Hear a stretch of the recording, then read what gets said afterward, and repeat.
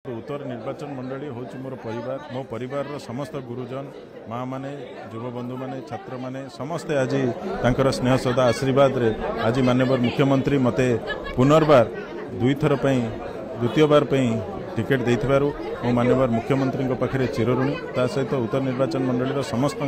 गुरुजन माँ माने समस्त पाखे मु चिरऋणी हो केमिति रहिबो उत्तर निर्वाचन मंडली रे आपनकर स्ट्रैटेजी केमिति रहिबो विरोधी दल सहित कोन कोन सब मुद्दा नै जिबे विकास मूलक कार्य होउछ हमर मूल लक्ष्य विकास जेमती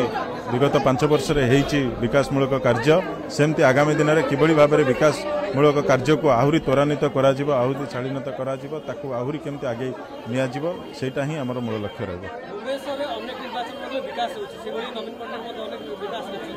आपनकर कोन कोन आगु आहुरी सब रहइबो अनेक कार्य चलीछि एवं अनेक कार्य सरी जाइछि अनेक कार्य को आगामी दिन में भी करा जिबा पे प्रतिश्रुति दिया जाइछि ताकू किभली भाव में करा जिवो ताकू मध्ये आमे नै जिवो।